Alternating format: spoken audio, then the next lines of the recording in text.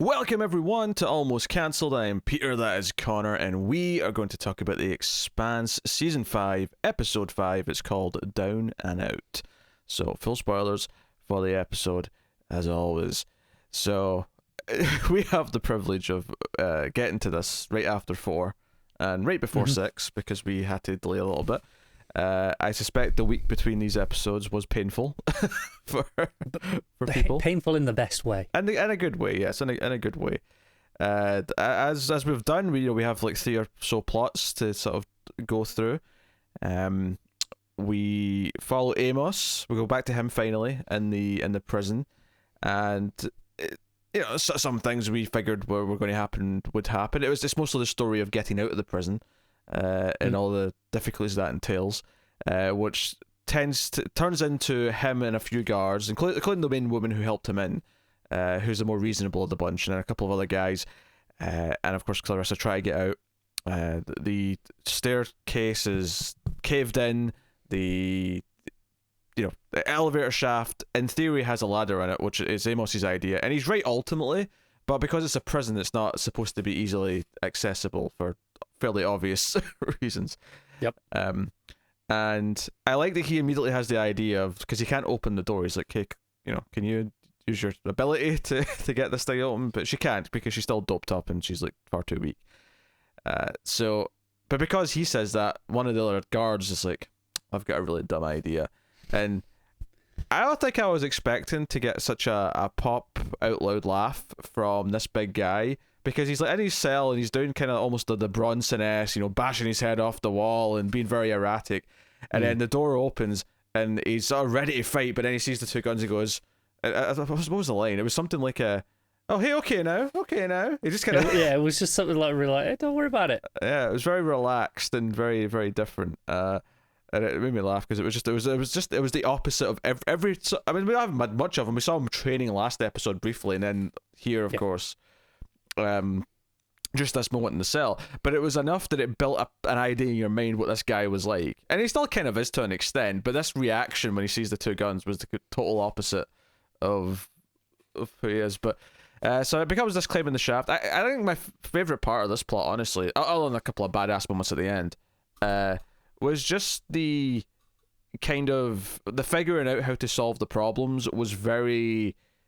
It made a lot of sense, but it also felt very kind of DIY in a way, where it wasn't neat. It wasn't like, oh, we thought of some unique solution. It was, no, you can shoot some bullet holes in these panels that the ladder's hiding behind, and the guy with the super strength can use the 2 holes to just rip off the panels as he goes. So it became a very like, oh, you're going to have to climb and keep shooting the next panel, and he's going to have to keep ripping it off. It felt messy in a good way, where it wasn't this neat, simple solution. Yeah, there wasn't an easy fix, but it was. Yeah, DIY is a good way of putting it. I think it's kind of like they're just a hack answer. It's just like, yeah, this will do. It'll get the job done, but it doesn't look great. Yeah, it's funny because obviously it's a space show, but it makes me think of stuff where you're on the space shuttle or whatever, and there's a problem, and okay, we've only got the tools that are here to be able to fix it. We have to somehow use these things to solve a problem. It kind of felt like that, where okay, well, we've got a dude with super strength. That is like obviously the biggest asset we have right now. And the guns notably only worked for the person it was assigned to, which makes a lot of sense in a high security prison. Makes a lot of sense in most places, to be honest, just for safety reasons. But a prison more than any. But yeah. I did like actually later on when we see a close up of one of the guns towards the end of the episode. It's got a little almost Dead Space-esque like hologram coming off, displaying the information. Oh sure, yeah, okay. I know what you're about. That was a little touch I liked.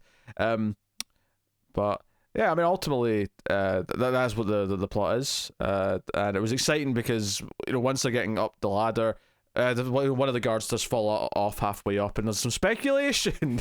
Did the big guy push him, or was it just a rumble that made him lose his balance and his grip? And he goes, the guy was complaining about his knee, and he did injure his knee earlier. Yeah.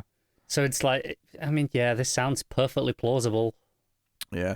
But I like the little detail of they see sky eventually. Once enough of the panels have been ripped, they can see some daylight. And Clarissa points out, wait, why are we seeing daylight? There was a whole big building at the top of the shaft. That doesn't make... And of course, us knowing more or less what's happened up top, we're like, it's that bad. Yeah. Yeah. And there's a lot of water around the building when they got up the top, and I don't remember it being next to a coastline before, so I'm feeling this was. I can't remember. I feel like it must have been with the way it's shot here. It feels like it's a coastal prison by intention. Yeah, but yes, it's obviously just rubble and stuff when they get to the top. But the big guy does immediately turn on them, kills the second of the two male guards, and just ragdolls them. I did notice the CG a little bit when he throws them a lot. I mean, I liked it because it looked sufficiently ragdolly, but it was like, okay, that was a CG body because it was. Yeah, but I'd rather have the CG and it stick out and them go for the moment every so often like this than just not do it. Oh, sure, yeah, because the traditional way of doing this, of just like having a stunt man and just sort of like hiding bits and pieces, would have been less satisfying. But obviously the neat thing here is that Amos has been set up as such a badass. We're constantly talking about how much of a badass he is. So when this guy just picks him up by the neck and Amos just punches him in the face and is doing nothing, it tells us, okay, this is not good. And Calissa tries to, she bites on whatever, this is the thing she did before, whatever she bites on to initiate her adrenaline rush to activate her power. But she's still too weak. Like, she's trying her best to try and save Amos. And you kind of, because clearly we're building up to a big moment soon where she's finally going to be able to unleash her power for a good reason. And it's going to be very satisfying.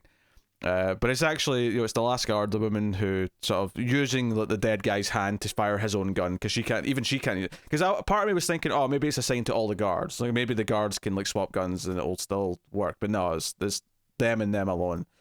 But just them, and we get a wonderful moment where I don't know if you'll understand this terminal. I'm going to use a wrestling term here for this, but I figured you were going to when I watched it. I was like, this feels like there's a wrestling analogy coming up. He just straight up German suplexes the big guy into the elevator shaft. And you see him like bounce off the side of one of the walls before he goes out of the darkness, out of sight, and you just hear the scream. And it was very funny because it's notable that this guy, who Amos kept calling Tiny, did not like being called Tiny. No, this is a old school gangster style name. But I got a kick out of that. It was a fun moment. And yeah, I mean, I think you could maybe have some. Yeah, maybe question a little at the start of the episode when the guard is so willing to let Calissa come with them, or so on. I think at the end though, when Amos says, "Just go find your kid," like clearly the world is in chaos. Look at the state of this shit. There's Who gives a shit? Yeah, there's no prison. Like, her decision at the end just to leave and sort of like, okay, this is not my responsibility right now. I'm going to go and find my child. There's not even a doubt in my mind. Definitely left a bunch of prisoners down below to starve. Yeah, because they go and get Tiny, but how many other ones are locked in cells? I mean, I assume the assumption here from them at the time of the decision making is that once they get to the top, they'll send more help down later to like secure everyone. But obviously, once they get to the top, it's like, oh, there's no one here. Never mind. It's just debris, and yeah. I'll be honest, I was half expecting them to come out in the middle of a crater, like just a giant crater. Which tells you this is the shockwave, not the impact. It does, yeah. It tells you, yeah, they're close to an impact, but not actually under it. Yeah. So, which I mean makes sense. I mean, even with a bigger radius of a meteor or asteroid, like it'd still be a very big coincidence for it to actually directly impact where Amos is. Like, it would be very on the nose. It would, yes. Even me saying on the nose is a little on the nose in the context of what I'm saying. But yes, so that stuff was good. Just to go over to Bobby and Alex, who are, it's because we've seen them early on, and like Alex is maybe thinking, oh, we should call Holden, maybe we should sort of like do something else, like pull away and go and deal with stuff. And Bobby's like, no, I don't think we can really help, to be honest, but this we can do something about. We can still stay on this and sort of track this.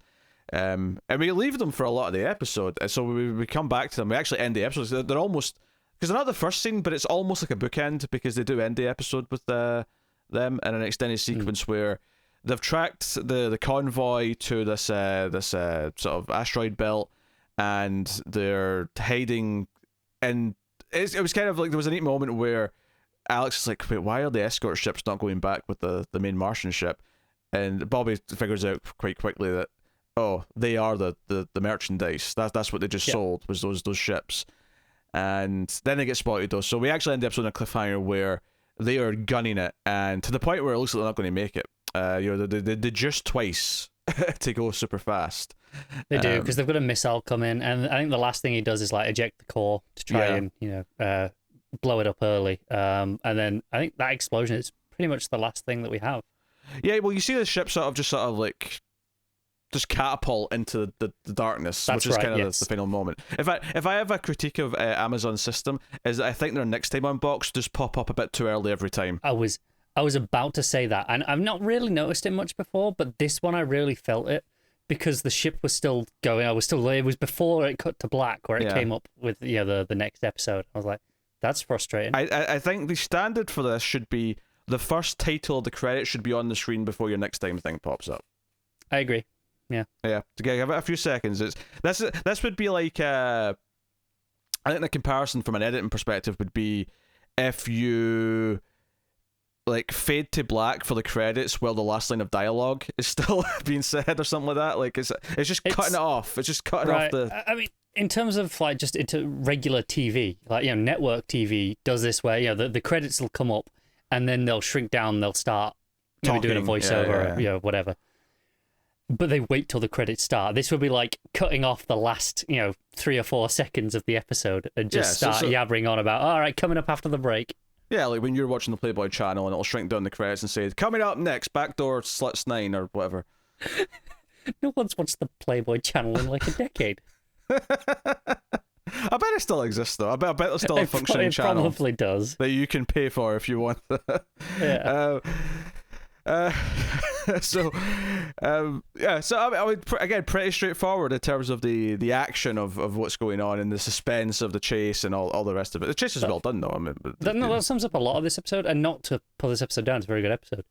But like all that Amos plot is very straightforward. It's just really well paced. A lot of action, tension. Like, okay, if they're gonna have problems with the guy, there's when the elevator drops and they're all tucking in. Clarissa's obviously she's a bit weak, and there's is she gonna fall off? There's all these just moments that are like pretty straightforward tension action beats, but really well handled. Yeah. All good stuff.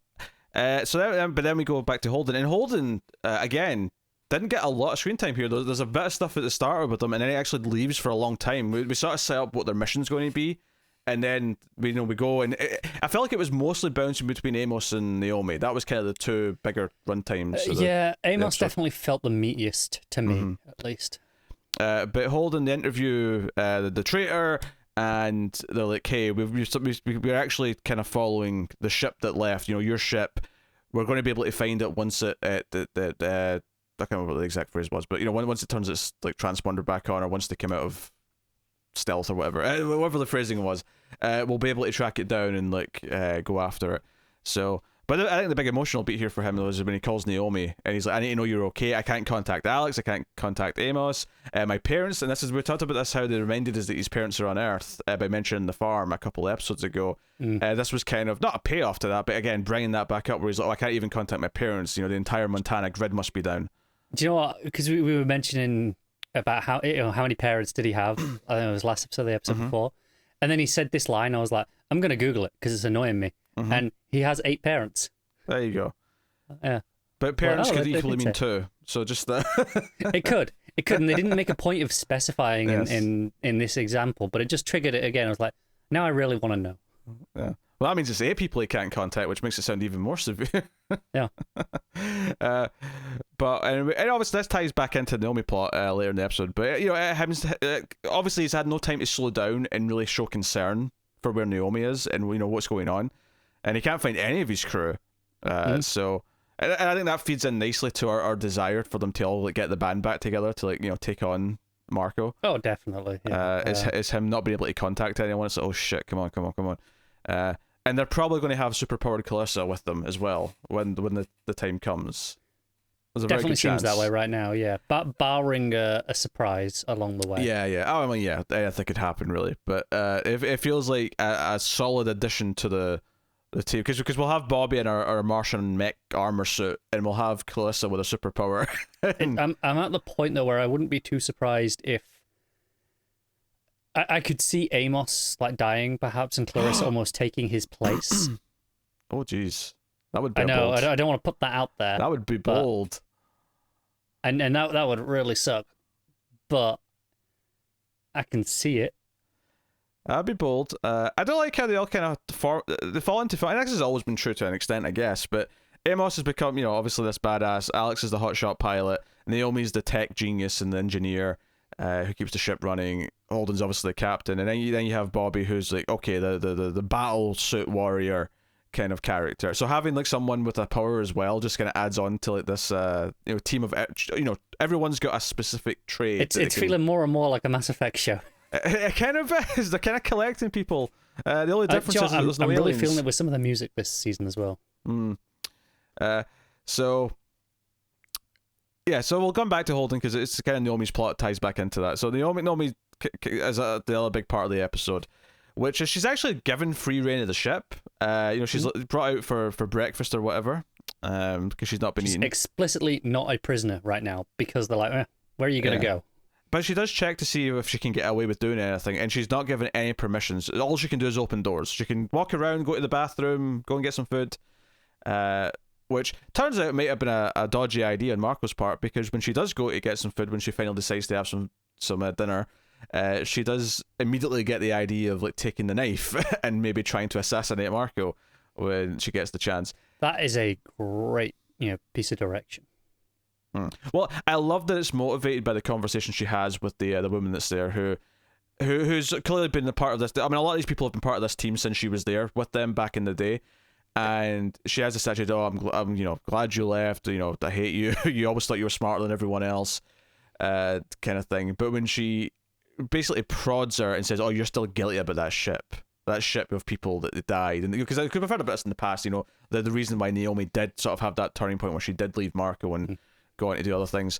It was a big moment last season when she kind of told us this story. Yeah, so this motivates this anger and this moment of passion of taking the knife, and it is this very tense scene where she goes up to the bridge and she tries to talk to Marco, and she's got the knife up her sleeve, and she's trying. Camera comes in really close. Yeah, and she's got that sort of almost Terminator-esque, just like her eyes are locked, and she's trying to get to him. And I think the camera work here is particularly good because a lot of the angles we get of Marco, which essentially I guess are POV, but they feel like we're seeing him from a lot of these weird angles that we wouldn't normally see characters on the show, where it's looking through the banisters, it's looking like past this little stairway and things like that. And so because the bridge is because it's a Martian ship, so it's very similar to the Rassi in a lot of ways. This is a Martian ship they've taken over or bought, I suppose, for lack of a better term. I suspect bought, yes. Yeah.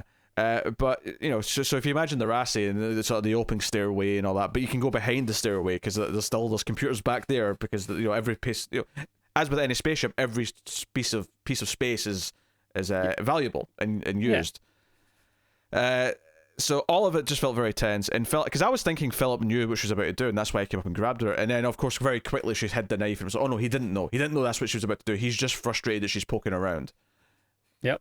Yeah, but I think this was probably the standout scene of the episode for me, in just the direction. Like I say, it felt really different. You had the strange for this show camera angles looking at Marco, the tight close-ups on Naomi as she's walking forwards. Really felt like she was filling the screen for the most part. It genuinely felt different than normal, and I think the whole point of that, aside from just building the tension, is to show that this is really out of character for Naomi, that she's just straight up going to try and assassinate someone, and she's out of her element. Absolutely. And I think, it being so different is why it stands out and, it sticks in your memory so much. But it's really well done. Yeah, and then the other thing, of course, is that the Sin, the big guy, he tried to sort of bond with her a little bit earlier by asking for her help repairing some, drives in the ship. And she basically tells him to F off because, like, you were a reasonably good person, and I was hoping that your influence would sort of keep my son. You were maybe my comfort. Maybe almost this, like, excuse she gave herself that, he'll maybe keep him okay. Like, he'll be a good influence on Philip. And he'll be the good uncle. Yeah. But, clearly that's not the way it went. But after this, she sort of, like, wisens up a little bit. And what's really good about this is that I kind of had a passing thought earlier in the episode when they were interrogating the traitor lady, and Holden straight up says, because she's been all creepy in the scene, she's like, oh, you don't know how many of us there are. You know, you think I had a good place working on this station for an earther. You know, I love how she gives an earther. The better way of saying it, just saying the T. But Holden basically straight up says, you know, we're going to the Rassi and we're going to chase down that ship. Like, they're not getting away. And I did have the passing thought of, wasn't she the one, like, helping repair the ship? Like, a couple of episodes ago? Wasn't that, like, a plot point in episode 1? And I had the passing thought that, oh, maybe it doesn't really mean anything. So, but when it came up later that Naomi gets the idea that, wait, they might have done something to the ship. Like, like if they've infiltrated the Tycho station, they've bombed Mars, they've done all this to Earth, they know who it is. And again, the other thing, and we're talking about setup and payoff and how this show will neatly bring things up. And we talked about the Holden Parents thing earlier. We talked about, you know, all these things. The scene in the you know, the what do we call it? The canteen. What do they call it in the ship? Mess hall. Mess hall, yeah. With the woman who's like arguing with her. When she starts that conversation, like, oh, you're thinking of holding your Earth there. You know, the famous Holden who loves coffee and, you know, is on his ship with the Martians and Belters and Earthers and they save the galaxy, blah, blah. That's really neat because it shows that they also are thinking of who she's with. They're thinking of Holden and the crew. They know who she's been running with. They know what they do. They know they're going to be a potential problem. So when this comes up later where Naomi has the idea, and it probably, again, partly inspired by this conversation, which is that, wait, they may have been targeted the Rassi. They may have targeted the crew. So she goes along and pretends to bond with the big guy Sin, knocks him aside, grabs his phone, and sends a comms out to Holden saying, don't start the ship. They've done this to the drive. It's going to blow up. I'm being held captive by Marco. Just in time, too. Just in time, because they're spilling up. Bill's going to be the pilot, because he's piloted in the past. Potentially a nice, convenient character for next season. But yeah, it depends if they were going to kill him off at the end of the season. They'd already shot it. They might be out of luck, but yeah. Yeah. Well, we'll see, won't we? Yes, but if he's still alive at the end, yes, I wouldn't be surprised if he ends up being a new pilot on the ship, given the real world actor issues. Yep. But yeah, and she does say that she's been held captive by Marco just in time. This is just when Sin grabs her and cuts her off. And again, this is a neat bit of bookending because Holden, the first time we saw him in this episode, was sending the call out, needing to know she was okay. And he gets this call, saving his life, so it's a good moment for that. But when the camera tracks out in his face here, he's just like, she is the furthest from okay. This is like the worst, all of them are being dead. This is the worst possible news that I could have gotten right now. Right, and it's a case of, okay, he knows that Marco's got a hostage, but doesn't know where. You know, they're like, oh, you know, do we know where she is? There's no location data. Yeah, he might make a reasonable guess. He's on the, you know, their flagship, you know, but for now, yeah, who knows? I think the moment she realized that they might have done something to the ship is when because she was looking at the monitor when Sin was working on stuff and maybe realized what they could have sabotaged. But before I realized that's what she was like calling to specifically warn about, I thought she was going to do something after she knocked him out, to give away the location of the ship. Like I thought she was going to like cause some sort of like something in the core or something that would make it really clear where they are. Sure. I guess she just didn't have time. Yeah, no, I mean, obviously when she grabbed the phone, I'm like, oh no, this is more about contacting Holden and making sure he knows and making sure people are on the case. But yeah, I mean, I think ultimately she trusts Holden and the others to find her and the ship without the extra help. It's more just, make sure they're alert and know that there's something to do, and then trust them that they can find a way to do it. And that's the other thing in terms of like blue balling is about the characters not being together again, and I mean this in a good way because we're all sort of like salivating. It's going to be so satisfying, isn't it? But even the Rassi not even taking flight yet. We almost get the Rassi taken out with like a substitute crew, and even it doesn't get to take off. It's kind of like see, even the legendary Rassi isn't going out. So it's very good storytelling that works really well this far into a show. And the fact that all the characters are good enough and strong enough and interested enough to all have their own plots, and for it not to feel like if anything, this is a nice breath of fresh air because they have been mostly together for most of the show. Right, and I think as a lesson, that's the key to this working though, is these characters can all hold their plots individually. In a lesser show with the lesser writing, this is the season that breaks the show. Yeah, very, very possibly. And instead, if anything, I'm probably enjoying it more than season 4 because season 4 was obviously very focused because it was all on the planet, at least for the main. Obviously we had Bobby and Mars and we had a bit of Vassarella, but it was the most of the main crew were on Elos, and that was where the whole plot was taking place. And it's almost just, and obviously that wasn't by design. That was the next book, and that's what the plot was going to focus on.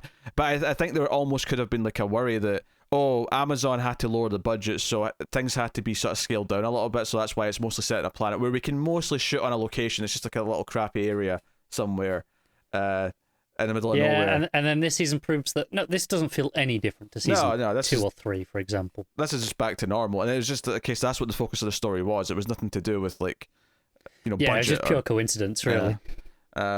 So. Yeah, I am fascinated, and it was interesting, because that was one of the things when Naomi finds out about Fred, and she brings up Fred. She talks about, or the other woman talks about how he was an Earther, he was a tourist. He wasn't a real Beller. Oh, actually, no, I think that's in the scene with Holden. That's the prisoner. Yeah. Yeah, I think so. But I mean, Naomi does find out about Fred as well because she's looking at him and stuff. But she brings him up in that scene. But yeah, no, it's just it's the prisoner interrogation that brings up Fred and calls him a tourist, which actually I almost forgot to talk about Drummer's little just a little bit, doesn't she? A little couple scenes where, because again we talked the last episode about how the news of what happened rippled throughout the main characters. Drummer wasn't in the last episode really, so no. We got to the start of this, so I think starting this episode with the final main character finding out again, just kind of. It makes it feel really like a nice transition from episode to episode, even though it is weekly. It's still kind of just, it's like, okay, right, we're getting you back into the groove of it. This is where we were. Yeah. And the previously ons are there, but arguably they're not even that needed, given how well they're. I'll be honest, I tend to skip them. I tend to just that's my settle in and make sure my drink's sitting by my side, check the phone, sort of, Fair enough. I use the time. That 60 seconds when it's doing its recap, No, I get it, but I'm watching these like before work, and I'm like, okay, gotta make sure I'm all done on time, on schedule, ready to leave. I'm like, right, okay, I can save a minute there. You don't skip the opening music though, do you? No, of course not. Oh, good. Yeah, so it's too good. I don't think Amazon even gives you an option to skip the. Oh, it does. Does it? Okay. Yeah, it comes up every episode now. It says skip intro. Oh no! I skipped the previously, but I don't skip the intro.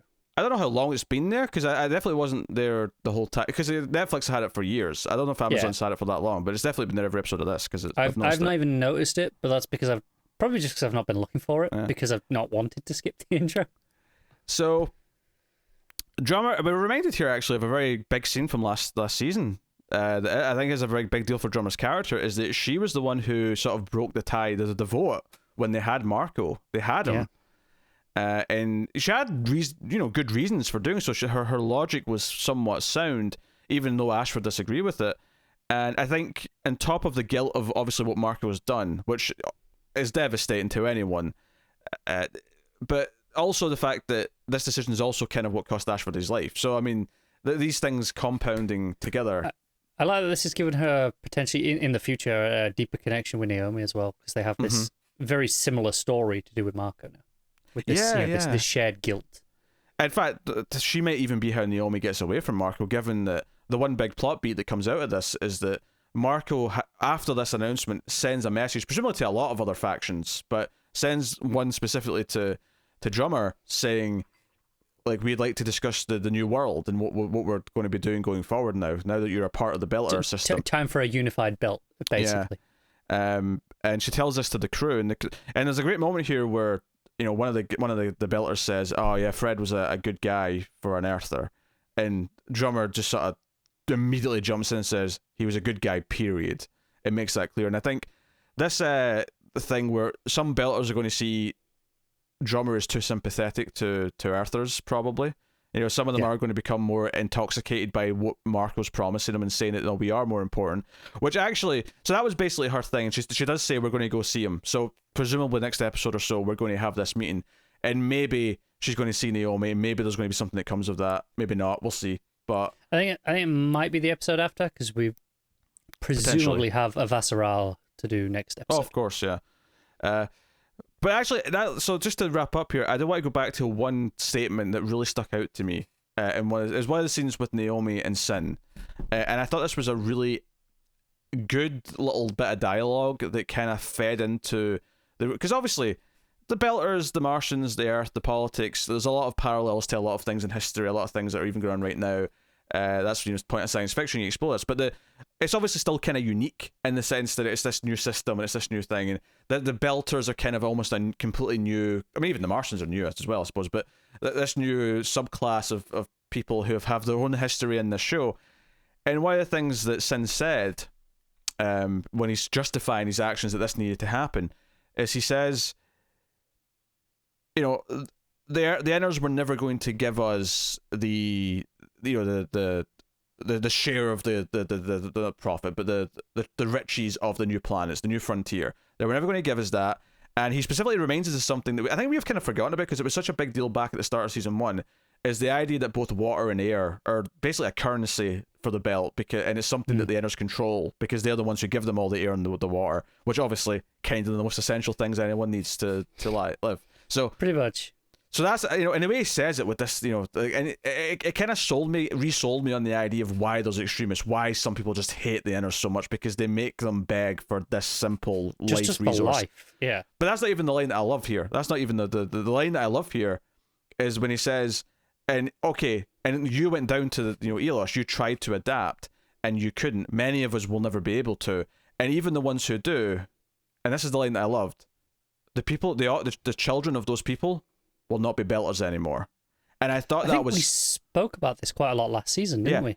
But I love this line because this was like, this makes me recontextualize you and these extremists in the belt in a completely different way, because this idea, and I think we did bring this up last season, but this idea that he says that he sees them, like the idea of this older generation seeing change as a threat to their existence, even though it's a clearly better thing. If the belt all evolve into people on these new planets who do grow up on planets who can be this, but the idea that they'll not be one of us anymore, and we don't want to die out. We still want to be Belters. We still want to let our legacy thrive on. We want it to be important. It almost becomes this the old generation not letting the new generation evolve because our way is better, and we're not going to let you become better. And it makes it malicious in a very kind of more, not like a maniacally evil kind of way, but in a more realistic, really submissive kind of way. And it kind of spoke. It felt really true. You know, and the idea of like boomers not wanting to let. I appreciate how unique this feels in a very realistic, rich way. In that, like you've got elements of like choose your country of independence from colonialism, right? With the Belters not wanting to be dependent on these old systems and be like, no, we want to do things our way. We want to be independent. We want to have the freedom to be ourselves. But at the same time, you have the exact same people being like, but we don't want them doing that to the next generation. Yeah, it's pretty unique. Because we grew up this way, and we have to deal with the fact that we can't go down to planet surfaces. We are completely in ships and whatnot. We insist that the next generation also be like that because they're not really us. And it'll almost mean there's like a fourth, civilization or like group created of the people who you came from Belters, but are actually, what would you call them? The Outers, I guess. Well, then that depends on, do each of them develop their own societies as their own planets, or do they become like a united, planet systems? It's a fourth, but the fourth one's kind of an umbrella that means it could potentially mean a lot of different civilizations that all have their own systems who all see each other as enemies, potentially. It's like everything's just blossoming, potentially. Yeah, or they could be like a united systems. Yeah, and maybe they could, because they'll all kind of, at least to begin with, they all come from the same place. They're all try to struggle in the same ways. The shared heritage, yeah.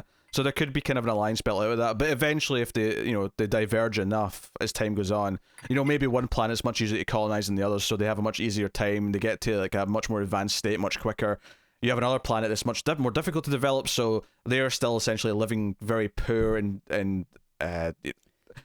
not like they still have tech, but in the way that they're still struggling and sort of basically still camping. They don't have the planetary resources in the same way. Yeah. So I think that's very, and a lot of, and this is what good science fiction does. It makes us think of all these ideas, and that what one I appreciate is it was just that one line of dialogue. It was like sparkling with lights to me. It just stuck Right. out as like a really interesting talking point, because it was like, oh, that just completely, like, not only are you an extremist, not only do you believe all this, now I'm looking at you like a hypocrite, because now you're limiting someone else. I think what I love about this is, we've just spent 5 minutes on this. Most of this, if probably none of this, is actually going to get tackled in the show, because most of this is going to be after the scope of the timeline of the series. But that's what makes it feel real and alive, is that there's a world before and after. It's not just... Yes, there is a hypothetical projected future that we can see and go, okay, this makes sense to extrapolate from here, and it feels real. Yeah. So, I got a lot out of that conversation.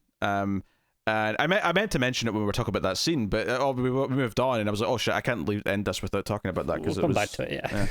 But there you go. That is episode 5. So we'll be back with episode 6 as soon as. So let us know what you thought of this one in the comments. Please do like and subscribe. It is the way in which YouTube judges success and will share us out to more people, so please do hit those buttons. You can support us with some money too if you want, over at patreon.com/MailFuzzTV for as little as $1 per month, and help keep all the content coming. We'll get in some bonuses. But otherwise, that is pretty much it. I'll also catch us on Twitter at @mail_fuzz. So thank you once again for watching or listening. We always appreciate it. Keep watching TV. Have you got any vanilla?